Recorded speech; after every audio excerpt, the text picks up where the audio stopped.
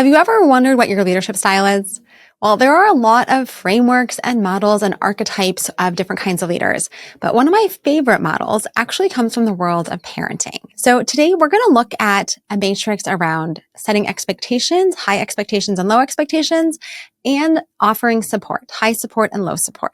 And by the end of the video, you'll have a good sense of what good leadership, what good management looks like, and be able to assess yourself and your own behaviors to identify where you need to lean more into one side or kind of lean away from something else. Welcome to the Modern Manager. I am Mamie Canfor-Stewart, and every week I share tips and strategies to help you be a rockstar manager with a thriving team.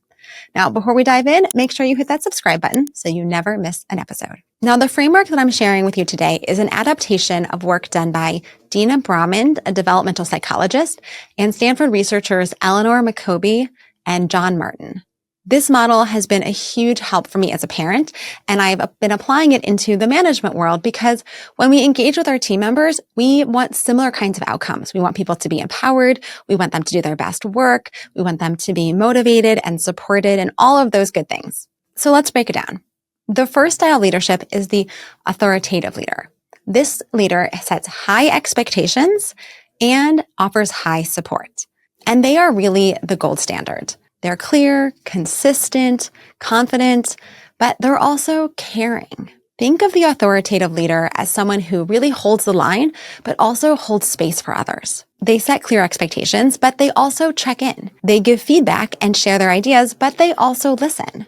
They guide their team while also giving appropriate levels of autonomy. So let's take a look at an example of what this would look like in action. Imagine a manager who has a team member, Jordan, and Jordan misses a deadline. This manager doesn't explode, they don't get really upset, and they don't ignore it. Instead, they confront Jordan by saying, "Hey, I realized this deadline got missed, and I'm just wondering what got in the way and how we can figure out what to do to keep this from happening again." They talk it through, they come up with a plan, and then they check in again the following week. This is accountability and support, high expectations and the support to achieve them. That is the authoritative leader in action. Then we have the authoritarian leader, and this is high expectations with low support. These leaders are all about control. They want results. But they don't spend much time getting to know you, asking how you're doing, or offering support and how they can help you be successful. They don't really like hearing feedback from you, and their default mode is discipline rather than dialogue and exploration.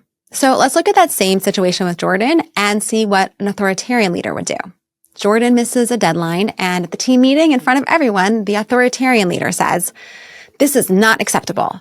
You need to get this together and fix it." No coaching, no understanding, no exploration of what went wrong and how the team might rally and support. Just pressure and shame. That is an authoritarian leader. And while it might get some results in the short term, ultimately it leads to decreased morale and loss of engagement and turnover. Now on the flip side, we have the permissive leader. This is low expectations and high support. These leaders are often warm and approachable and beloved, but they avoid setting clear expectations and they definitely aren't holding people accountable. Their desire to be liked gets in the way of the need to be effective. Continuing with our example, Jordan misses a deadline and the permissive leader says, "Oh, it's okay. I know you have a lot of things going on. Don't worry about it." And they say that every time. Never any accountability, never any follow-through. Every time they just let it go. And eventually the rest of the team notices, and it also has a negative impact on morale. People will start to resent that you're letting them off the hook and there's no consequences. Permissive leadership can lead to frustration and inconsistency and ultimately a lack of accomplishing the things that you're trying to actually accomplish. Finally, we have neglectful leadership. This is low expectations and low support. This one doesn't get talked about very much, but many people have experienced a boss like this in their life. These managers are totally checked out.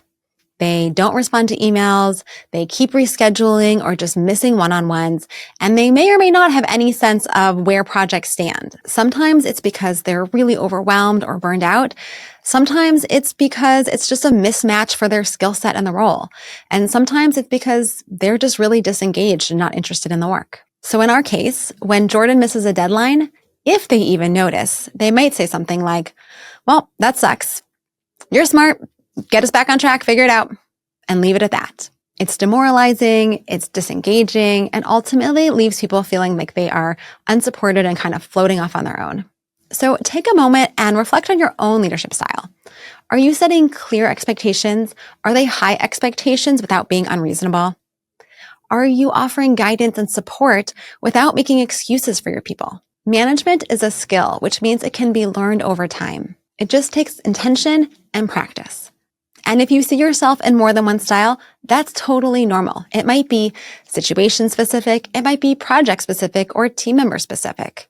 The key is to be curious and get thoughtful and intentional about growing and becoming your best self. So if you're ready to lean into that authoritative leadership, go to themodernmanager.com. I have tons of free resources there to help you be a rockstar manager with a thriving team. Now, before you leave, make sure you hit that subscribe button and check out my latest video.